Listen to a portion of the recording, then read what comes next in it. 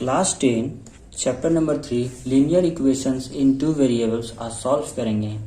तो हम आपको कुछ इंट्रोडक्शन दे रहे हैं कि linear equation in two variable होता क्या है। ठीक है, pair of linear equation in two variable. तो पहले समझते हैं लीनियर इक्वेशन किसको कहते हैं। ठीक है, पहले समझते हैं लीनियर इक्वेशन किसको कहते हैं।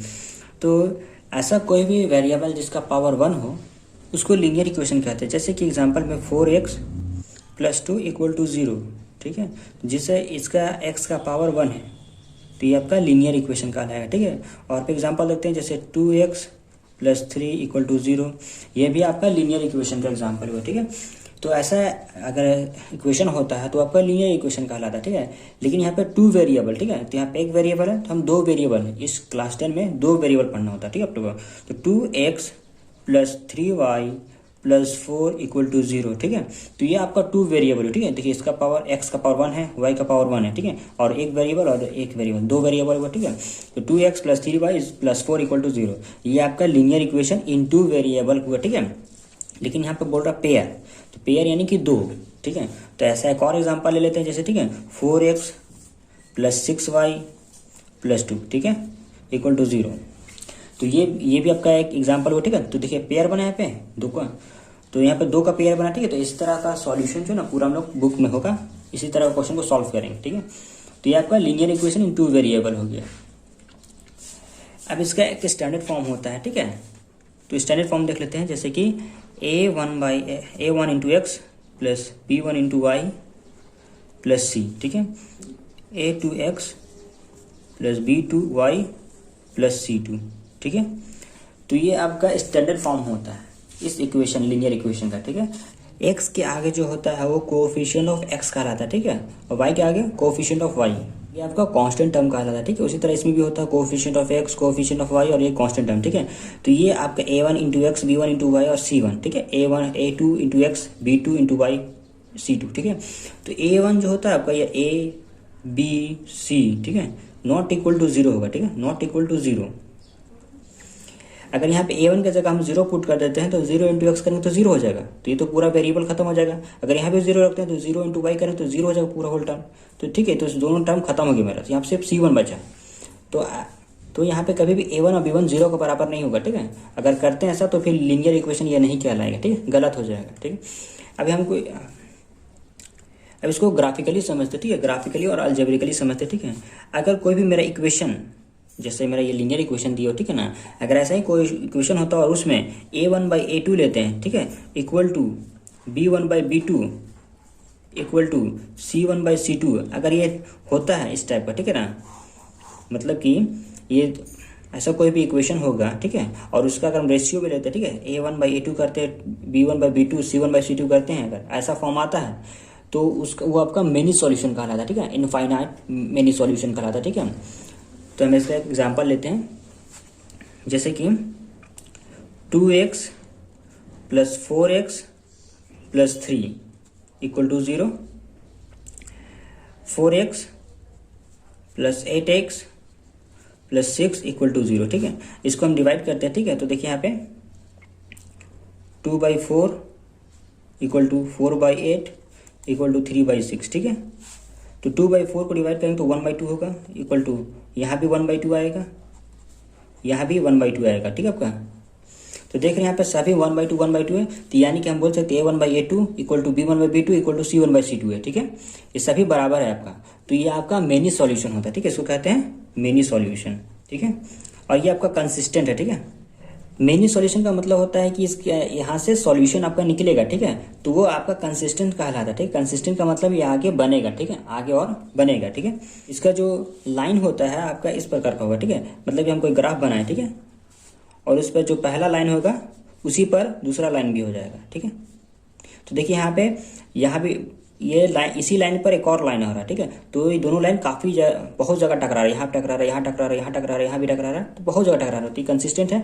तो ये मेनी सॉल्यूशन इसका। ठीक है, हर जगह पे इसका आंसर हो तो ये बहुत ज़्यादा सॉल्यूशन होता है, इनफाइनाइटली मेनी सॉल्यूशन। ठीक है, अब नेक्स्ट आता है a1/a2 ≠ b1/b2। ठीक है, ये आपका यूनिक सॉल्यूशन होता है। ठीक है, जब भी अगर ऐसा सॉल्यूशन दिखे a1/a2 ≠ b1/b2, ठीक है, तो वो यूनिक सॉल्यूशन होता है। यूनिक सॉल्यूशन मतलब कि उसका वो एक जगह पर इंटरसेक्ट करेगा, ठीक है, इंटरसेक्टिंग पॉइंट एक होगा, तो उसको यूनिक सॉल्यूशन कहते हैं, ठीक है, वो भी कंसिस्टेंट होता है। तो एक एग्जांपल लेके दिखाते हैं, जैसे ठीक है, ये हम आपको एक एग्जांपल लेके दिखा रहे हैं, ठीक है, दो इक्वेशन लिए, यहाँ पे 2x है, यहाँ पे +3y + 4 = 0, 4x + 8y + 9 = 0, ठीक है। इसको भी वेरीफाई करते हैं, 2/4 = 3/8, 4 को डिवाइड करते हैं तो 1/2 आता है, ठीक है, 1/2। 3/8 को डिवाइड करेंगे तो आपका नहीं आता है, ठीक है, 1/2, तो ये नॉट इक्वल हो जाएगा। तो अभी नॉट इक्वल हो गया तो इसका आगे हम लोग नहीं जाएंगे, ठीक है, C1/C2 नहीं चेक करेंगे, ठीक है, यहीं पे रुक जाएंगे। तो देखिए, तो ये A1/A2 not equal to B1/B2 है, तो ये आपका ये यूनिक सॉल्यूशन कहलाता है, ठीक है, या फिर इंटरसेक्टिंग, ये भी आपका कंसिस्टेंट है, ठीक है। एक और आता है आपका A1/A2 = B1/B2 not equal to C1/C2, ठीक है। ये आपका पैरेलल होता है, ठीक है ना, यानी कि इसका जो लाइन होगा, ये जो इक्वेशन दिया हुआ है, ये पैरेलल लाइन का इक्वेशन दिया हुआ है, ठीक है ना। तो इसमें जो भी ग्राफ बनेगा वो आपका पैरेलल हो, जैसे कि ग्राफ इसका ऐसा होगा, ठीक है, मतलब एक लाइन ये होगा तो दूसरा लाइन ये होगा, ठीक है, ये दोनों आपस में पैरेलल होगा, तो ये दोनों पैरेलल होगा तो कभी इंटरसेक्ट नहीं करेगा आपस में, और अगर इंटरसेक्ट नहीं करेगा तो ये इसका सॉल्यूशन ही नहीं निकलेगा, ठीक है, और अगर सॉल्यूशन नहीं निकलेगा तो ये नॉट कंसिस्टेंट होगा, ठीक है ना, इनकंसिस्टेंट हो जाएगा, ठीक है, इसका सॉल्यूशन नहीं। तो एक एग्जाम्पल लेते हैं, जैसे कि 2x + 4x + 8 = 0, 4x + 8x + 6 = 0, ठीक है। तो इसको करते हैं सॉल्व, तो देखिए 2/4 = 4/8 = 8/6, ठीक है। तो यहाँ पे करेंगे तो 1/2 आ जाएगा, यहाँ भी 1/2 आ जाएगा, यहाँ पे करते हैं 2 4 = 8, 2 3 = 6, यानी यहाँ पे 4/3 आ रहा है, ठीक है, ये दोनों काट रहे हैं तो 4/3 आ रहा है। तो आपका देखिए, तो ये तो नॉट इक्वल हो रहा है, ये इक्वल है इसके, लेकिन ये इसका इक्वल नहीं आ रहा है, तो हम कह सकते हैं कि A1/A2 = B1/B2 but not equal to C1/C2, ठीक है। तो ये आपका नो सॉल्यूशन हो गया, ठीक है, नो सॉल्यूशन, यानी इसमें इसका सॉल्यूशन ही नहीं होगा, जब लाइन टकराएगा ही नहीं तो सॉल्यूशन भी नहीं निकलेगा, ठीक है, तो आपका ये इनकंसिस्टेंट हो गया। एक्सरसाइज 3.1 का क्वेश्चन नंबर 1 सॉल्व करते हैं। उम्मीद करते हैं इंट्रोडक्शन आपको समझ में आया होगा, ठीक है, अगर नहीं आया तो आगे एक्सरसाइज में आपको अच्छी तरह से समझा देंगे। क्वेश्चन नंबर 1 कह रहा है कि Aftab tell his daughter 7 years ago I was 7 times as old as you, wear them also 3 years from now I shall be 3 times as old as you, will be represent this situation algebraically and graphically। इस question में कहा जा रहा है, आफ्ताब अपनी बेटी से कहती है कि 7 साल पीछे मैं तुमसे 7 गुना बड़ा था। आफ्ताब अपनी डॉटर से 7 गुना बड़ा था। अगर 3 साल आगे जाते हैं फ्यूचर में तो आफ्ताब अपनी बेटी से 3 गुना बड़ी होती है। तो पूछ रहा क्वेश्चन में कि आप प्रेजेंट एज आफ्ताब और डॉटर का बताइए, दोनों का प्रेजेंट एज क्या होगा, ठीक है। तो suppose let the present age of Aftab is x years और present age of his daughter is y years, दोनों का हम x और y मानते हैं। तो 7 years ago, अभी से अगर 7 साल पीछे जाते हैं तो दोनों का एज 7 साल कम हो जाएगा, ठीक है। एज ऑफ आफ्ताब, उसका प्रेजेंट एज x था, तो अगर 7 साल पीछे जाएंगे तो x - 7 हो जाएगा। प्रेजेंट एज उसका y है तो y - 7 कर देंगे, ठीक है, 7 साल छोटी हो जाएगी, ठीक है। तो अकॉर्डिंग टू क्वेश्चन अगर हम लोग ऐसा करते हैं तो जो आफ्ताब का जो एज है वो 7 गुना बड़ा होता है डॉटर कंपेरिजन में, ठीक है ना। तो x - 7 7 × y - 7, ठीक है, क्योंकि आफ्ताब जो है 7 गुना बड़ी अपनी बेटी से, ठीक है, तो इसलिए इसकी बेटी को 7 से मल्टीप्लाई कर दिए ताकि ये दोनों का एज बराबर हो जाए, ठीक है, इसलिए 7 से मल्टीप्लाई कर दिए डॉटर को, क्योंकि आफ्ताब जो 7 गुना बड़ी है डॉटर से, ठीक है, तो ये दोनों बराबर हो गए। अब इसको सॉल्व करते हैं, x - 7 7 को अंदर मल्टीप्लाई कर देते हैं, 7 × y 7y हो जाएगा, 7 × 7 49 हो जाएगा, ठीक है। अभी 7y को इस साइड लेकर चलाएंगे, ठीक है, और -7 को इस साइड लेकर चलाएंगे, x - 7y हो जाएगा इक्वल टू -49 + 7, ठीक है। इसको x - 7y इक्वल टू -42, ये मेरा इक्वेशन 1 हो जाएगा, ठीक है। अब आगे क्वेश्चन बोल रहा है क्या कि 3 years hence, मतलब अभी से अगर हम 3 साल आगे जाते हैं, ठीक है ना, तो आफ्ताब का जो भी एज था, जैसे प्रेजेंट एज उसका x है तो 3 साल आगे जाएगा तो x + 3 हो जाएगा, ठीक है ना, 3 साल बढ़ जाएगा। उस तरह एज ऑफ हिज डॉटर का भी एज y + 3 हो जाएगा, ठीक है, 3 साल आगे बढ़ जाएगा। तो क्वेश्चन के अकॉर्डिंग इन दोनों को एज को बराबर करने के लिए डॉटर को 3 से मल्टीप्लाई कर देंगे ताकि इसका भी एज 3 गुना हो जाए और ये दोनों बराबर हो जाए। अब इसको सॉल्व करते हैं। x + 3 एज इट इज, 3 को अंदर मल्टीप्लाई करेंगे, ठीक है, 3y हो जाएगा और 3 + 3 3 × 3 9 हो जाएगा। 3y इस साइड आ जाएगा तो -3 हो जाएगा, ये +3 उस साइड आ जाएगा तो -3 हो जाएगा, ठीक है। x - 3y = 6, 9 में से 3 घटाए तो 6 बचेगा, ये मेरा इक्वेशन 2 हो जाएगा। देयरफॉर अलजेब्रिक रिप्रेजेंटेशन, ठीक है, हम लोग को सिर्फ अलजेब्रिक रिप्रेजेंटेशन पूछा था तो इसका हो जाएगा x - 7y = -42 और x - 3y = 6। ये दोनों इक्वेशन हो गए, ठीक है, रिप्रेजेंटेशन। बस यहाँ तक छोड़ने बोला था और इसका ग्राफिकल बनाने होता है, ग्राफिकली समझाने पड़ता है, ठीक है। तो फॉर x - 7y = -42, ये जो नंबर है ना इसको थोड़ा मॉडिफाई करें, ठीक है। x - 7y = -42, इस -7y को इस साइड भेज देंगे, ठीक है। x = -42 + 7y, ठीक है। अब इसका एक टेबल बनाएंगे, ठीक है, और x और y का वैल्यू फाइंड करेंगे। तो हम यहाँ पे y का वैल्यू रखेंगे, ठीक है, x का वैल्यू अपने निकल जाएगा, ठीक है। तो y का वैल्यू हम यहाँ पे 7 रखें, ठीक है। 7 × 7 49 हो जाएगा, ठीक है। 49 - 42 तो आपका कितना बचेगा, 7 बचेगा, ठीक है। यहाँ पर हम 7 लिख दिए, ठीक है। अब y का अगेन हम वैल्यू 6 रखते हैं, ठीक है। यहाँ पे y का वैल्यू 6 रखते हैं तो 7 × 6 = 42 होता है, +42 और -42 कैंसिल हो जाएगा, ठीक है। तो यहाँ पे 0 बचेगा। फिर अगेन आप ऐसे तो 2 वैल्यू रख सकते हैं, इससे भी आपका आंसर निकल जाएगा, लेकिन बेहतर यही कि आप एक और वैल्यू रख ले, ठीक है। यहाँ पे हम 5 भी रख लेते हैं, y का वैल्यू 5, तो यहाँ पर y का वैल्यू 5 पुट करते हैं तो 7 × 5 = 35, तो 35 - 42 तो आपका -7 होता है, ठीक है। ये मेरा तीनों वैल्यू निकल चुका है, ठीक है। इसको ग्राफ बनाने में आसानी होगा। तो अब इस लाइन का भी हम इस तरह से टेबल बना लेते हैं। फॉर x - 3y = 6, -3y कुछ साइड भेज देंगे, ठीक है। तो x = 6 + 3y, इसका भी टेबल बनाते हैं। तो y का वैल्यू यहाँ पे हम -2 रखते हैं, तो 3 × -2 तो आपका -6 हो जाएगा, ठीक है। +6 और -6 0 आ जाएगा, ठीक है। अब अगेन y का वैल्यू -1 रखते हैं, तो -1 यहाँ रखें, 3 × 1 = -3, ठीक है, ठीक है। तो यहाँ पे +3 आपको बचेगा, ठीक है। अब अगेन y का वैल्यू अगर 0 रखते हैं यहाँ पे अगर y का वैल्यू 0 रखते हैं तो 0 × 3 0, तो यहाँ पे x का वैल्यू क्या बचेगा, 6, तो यहाँ पे 6 लिख दिया, ठीक है। तो आप देखिए दोनों लाइन का जो इक्वेशन था उससे हम टेबल बना लिए, ठीक है। अब इससे हम ग्राफ को ड्रॉ करना, ठीक है, ग्राफ ड्रॉ करना। तो देखिए हम ये ग्राफ रफली बना के देखा है, ठीक है। आपको ग्राफ कॉपी में बनाना होगा इसी तरह से, ठीक है। हमें यहाँ पे ग्राफ बना लिया, ठीक है ना। ये आपका x एक्सिस हो गया, ठीक है, ये y एक्सिस हो गया, ठीक है। x एक्सिस में पॉजिटिव, x एक्सिस में आपका 7 तक वैल्यू ले गए हैं, ठीक है, और y एक्सिस में 7 तक ले गए हैं, ठीक है। नेगेटिव में -6 तक और इधर भी नेगेटिव में -7 तक, ठीक है।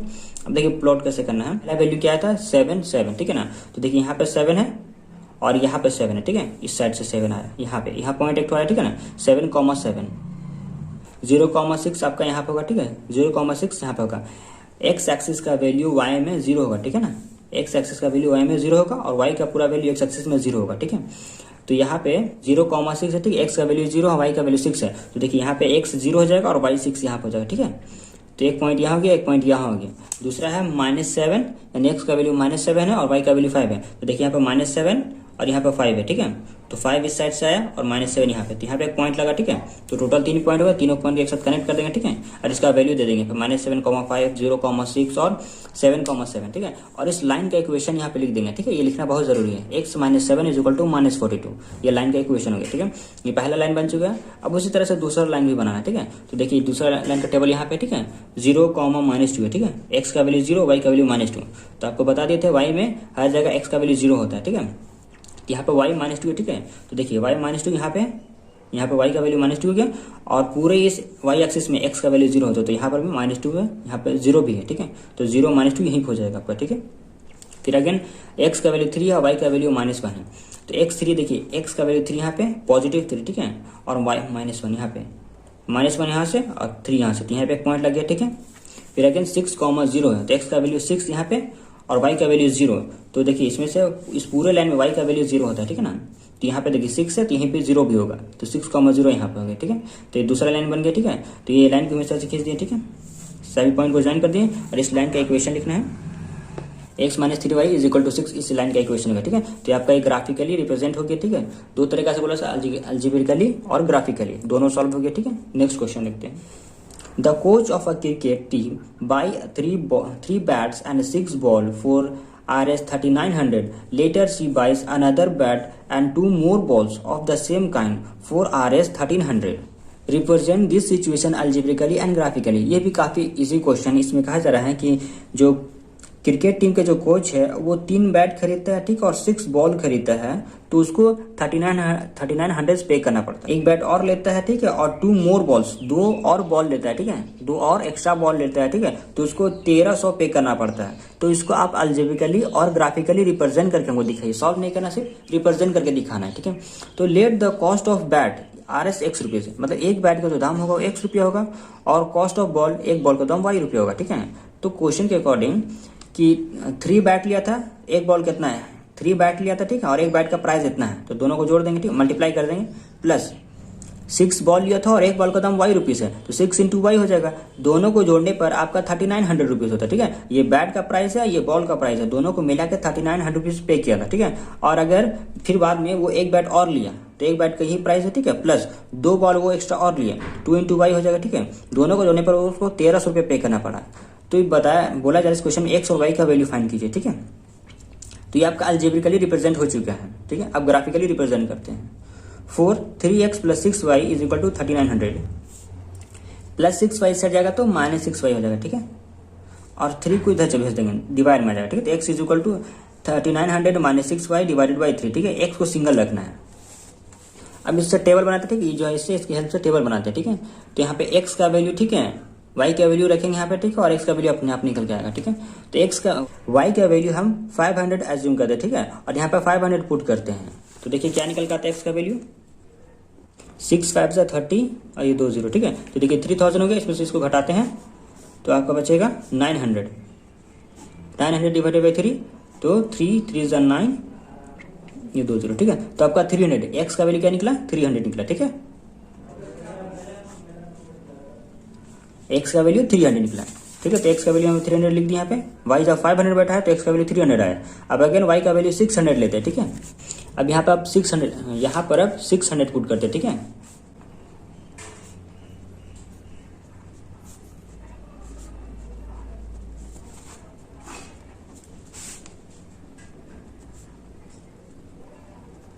सिक्स 6 × 36 / 3, ठीक है। x = 3900 में से 3600 घटाएंगे तो आपका बचेगा 300, ठीक है, / 3, ये 3 से कटेगा तो 100 बचेगा। तो x का वैल्यू कितना आया, 100 आ गया, ठीक है। तो यहाँ पे देखिए x का वैल्यू हम 100 लिख दिए, y का वैल्यू जब 600 था तो x का वैल्यू 100 आ गया, ठीक है। अब अगेन y का वैल्यू हम 700 मानते हैं, आप यहीं तक छोड़ सकते हैं, यहाँ तक भी आपका मैथ बन जाएगा, लेकिन हम y का थर्ड वैल्यू भी ले लिए, ठीक है। y का 700 पुट करते हैं यहाँ पे, ठीक है। तो देखते हैं क्या आता है।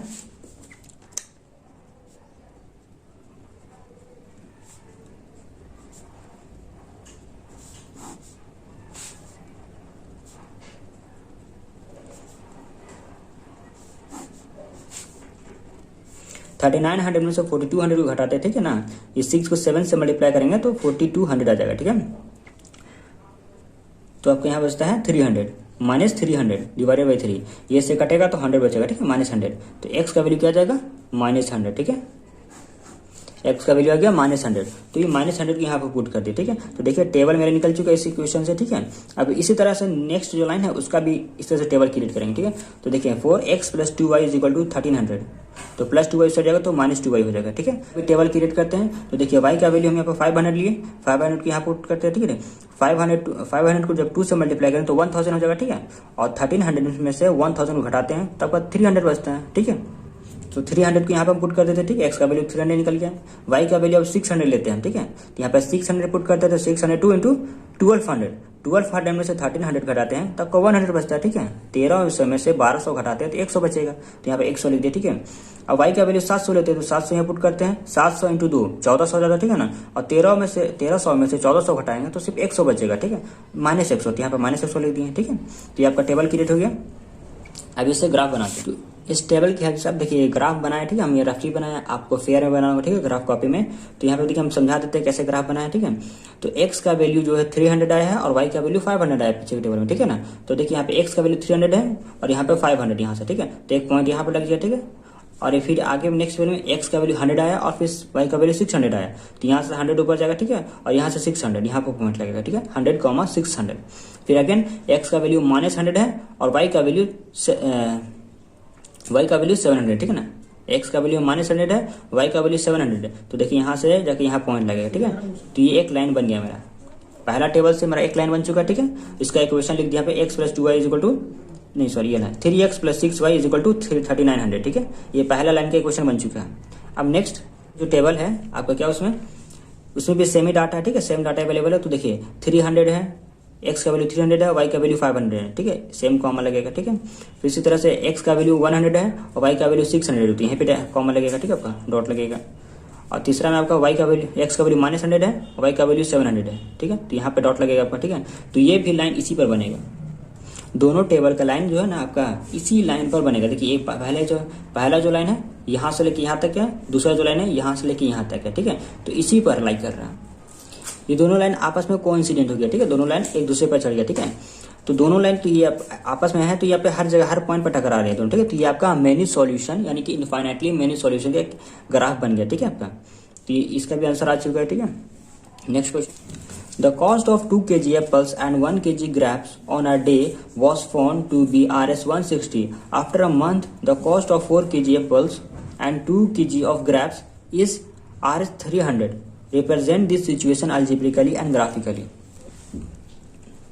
इस क्वेश्चन में कहा जा रहा है कि अगर हम आज के दिन 2 kg एप्पल और 1 kg ग्रेप्स लेते तो हमको 160 रुपये पे करना पड़ता है। लेकिन यही हम कुछ एक महीना बाद अगर लेते हैं 4 kg एप्पल और 2 kg ग्रेप्स तो हमको 300 रुपये पे करना पड़ता है। तो आप जो इसका दाम है 1 kg एप्पल का और 1 kg ग्रेप्स का वो हमको निकाल के दिखाइए, ठीक है, अलजेब्रिकली और ग्राफिकली रिप्रेजेंट करना, ठीक है ना, एग्जैक्ट नहीं निकालना, सिर्फ रिप्रेजेंट करना है। तो let the cost of 1 kg Apple is x rupees, 1 kg Apple का x रुपीज होगा, ठीक है, और 1 kg ग्रेप्स का y रुपीज होगा, ठीक है। अकॉर्डिंग टू क्वेश्चन देखिए 1 kg एप्पल का ये प्राइस है, तो 2 kg एप्पल लिया था तो 2 × x हो जाएगा, प्लस 1 kg ग्रेप्स लिया था तो ठीक है, तो 1 kg यहाँ पर गया, दोनों का प्राइस को जोड़ने पर 160 रुपीज होना चाहिए था, ठीक है, यहाँ पे लिख दिए। अब क्या किया, एक महीना बाद वो 4 kg एप्पल लेता है तो 1 kg एप्पल का दाम ये है, ठीक है, 4 × x हो जाएगा, प्लस 2 kg ग्रेप्स लेता है और 1 kg ग्रेप्स का दाम ये है तो 2 × y हो जाएगा, दोनों को जोड़ने पर आपको 300 पे करता है, ठीक है। तो ये आपका अलजेब्रिकली रिप्रेजेंट हो चुका है, ठीक है, इतना ही तक रिप्रेजेंट करना था। अब आगे ग्राफिकली रिप्रेजेंट करना, ठीक है। तो 4 2x प्लस वाई यानी इस इक्वेशन के लिए 2x plus Y is equal to 60, 2x को इस साइड भेज देते हैं, ठीक है, तो y is equal to 160 minus 2x, ठीक है। अब इसका टेबल बना लेते हैं, ग्राफ में हेल्प होगा, ठीक है। तो देखिए यहाँ पे इस बार x का वैल्यू रखेंगे, ठीक है, यहाँ पे x का वैल्यू रखेंगे, y का वैल्यू अपने आप निकल जाएगा, ठीक है। तो x का वैल्यू 50 लेते हैं, ठीक है, 50 यहाँ पुट करते हैं तो 50 × 2 100 होता है, ठीक है। तो 160 माइनस 100, 160 माइनस 100, ठीक है आपका, तो यहाँ पर आपका 60 बचेगा, ठीक है। तो यहाँ पे देखिए 60 लिख दिया, ठीक है, y का वैल्यू 60 आ चुका है। अब अगर x का वैल्यू 60 लेते हैं तो ठीक है, x का वैल्यू अगर 60 लेते हैं तो 160 माइनस, ये देखिए यहाँ पे 60 पुट करते हैं ना तो 60 × 2 120 हो जाएगा, ठीक है, 120 माइनस 160, ठीक है। तो 160 में से 120 घटाते हैं, तब आपका 40 बचता है, तो यहाँ पे 40 लिख दिया, ठीक है। अब अगर x का वैल्यू 70 लेते हैं, ठीक है, 70, तो 70 यहाँ पुट करते हैं, 70 × 2 140 हो जाता है, ठीक है ना। तो 160 में से आपको 140 घटा दे, ठीक है, तो आपका 20 बचेगा, तो ये आपका x का वैल्यू 20 आ गया, ठीक है। तो इसी तरह आप ये पहला इक्वेशन टेबल बन गया। अब दूसरा equation 4x plus 2y is equal to 300, ठीक है। अब इन दोनों में से 2 हम कॉमन निकाल लेते हैं, ठीक है, तो यहाँ पे 2x बचेगा और यहाँ पे सिंपल y बचेगा, ठीक है। 2 जब कॉमन निकल जाएगा तो ये निकले और 2 को इस साइड भेज देंगे, ठीक है। 2 जो यहाँ से कॉमन निकाले इसको इस साइड भेज देंगे और ये 2 से जब कटेगा तो 150 बचेगा, ठीक है। 2 यहाँ से देखिए यहाँ पे 300 है, यहाँ से 2 कॉमन निकाले तो नीचे चला जाएगा 2 और इससे कटेगा तो 150 आएगा, ठीक है आपका। तो यहाँ पे 150 लिख दिया, ठीक है। तो 2x plus Y is equal to 150, ठीक है। अब y को यहीं रहने देते हैं, 2x को इस साइड भेजते हैं तो माइनस 2x हो जाएगा, ठीक है। तो y का क्या होगा, y is equal to 150 minus 2x, ठीक है। अब x का वैल्यू रखेंगे, ठीक है, x का वैल्यू 50 रखते हैं यहाँ पे, ठीक है। तो 50 × 2 हो जाएगा आपका 100 और 150 में से 100 घटाते हैं तो आपका बचेगा 50, ठीक है। अब अगर x का वैल्यू 60 रखते हैं, 60 यहाँ रखेंगे तो 60 × 2 120 हो जाता है, ठीक है। तो 150 में से 120 अगर घटाते हैं तो 30 बचेगा, ठीक है। x का वैल्यू 70 रखते हैं यहाँ पे, तो 70 का वैल्यू यहाँ रखते हैं, 70 × 2 140 हो जाएगा, ठीक है। तो 150 में से 140 घटाते हैं तो आपका 10 बचेगा, ठीक है, 10। ये दोनों टेबल बन चुका है, ठीक है। अब इससे ग्राफ बना लेते हैं, आपको इस तरह से ग्राफ बना लेना है, ठीक है। और यहाँ पे हम 10 का डिफरेंस लिया, ठीक है, 10 20 30 40 50 60 70 इस साइड भी वहाँ तक लिए, ठीक है, इस साइड भी लिए और इस साइड भी लिए, ठीक है। तो देखिए यहाँ पे आपका पहला टेबल में है 50, x का वैल्यू 50 है और y का वैल्यू 60 है, ठीक है ना। तो देखिए यहाँ पे x का वैल्यू 50 यहाँ पे, 50 यहाँ पे और y का वैल्यू 60 यहाँ पे, देखिए यहाँ पे लगा, ठीक है ना, ठीक है। यहाँ पे x का वैल्यू 50 और y का वैल्यू 60 यहाँ पे पॉइंट लगा, ठीक है। और अगेन नेक्स्ट में x का वैल्यू 60 और y का वैल्यू 40, तो x का वैल्यू 60 यहाँ पे और y का वैल्यू 40 यहाँ पे, ठीक है। फिर अगेन x का वैल्यू 70 है और y का वैल्यू 20 है, ठीक है। तो यहाँ पे लगा दिए। अब ये तीनों पॉइंट है, एक लाइन को ज्वाइन कर लेते हैं, ठीक है। और इस लाइन के यहाँ पे इक्वेशन लिख लेते हैं 2x + y = 160, ठीक है। यहाँ पे आप इक्वेशन लिख लीजिएगा, ठीक है। फिर अगेन अब नेक्स्ट टेबल यहाँ पे ये वाला टेबल हो गया, ठीक है। x का वैल्यू 50 और y का वैल्यू 50, तो देखिए यहाँ पे 50 है और y यहाँ पे 50 है, तो एक पॉइंट यहाँ पर हो जाएगा, ठीक है। फिर x का वैल्यू 60 और y का वैल्यू 30, तो x का वैल्यू 60 यहाँ पर जाएगा और y का वैल्यू 30 यहाँ पर जाएगा, ठीक है। देखिए यहाँ पे 30 है। फिर x का वैल्यू 70 और y का वैल्यू 10, तो x का वैल्यू 70 यहाँ पे और 10 यहाँ पे 10 होगा, ठीक है। तो देखिए ये 3 पॉइंट मिल चुका है। अब यहाँ से इससे लाइन ड्रॉ कर लेते हैं, ठीक है। और इस लाइन का भी इक्वेशन लिख लेते हैं 4x + 2y = 300, ठीक है। ये लाइन हो गया। अब ये ग्राफिकली रिप्रेजेंट हो चुका है, ठीक है। आई होप आपका मेरा वीडियो समझ में आया हो।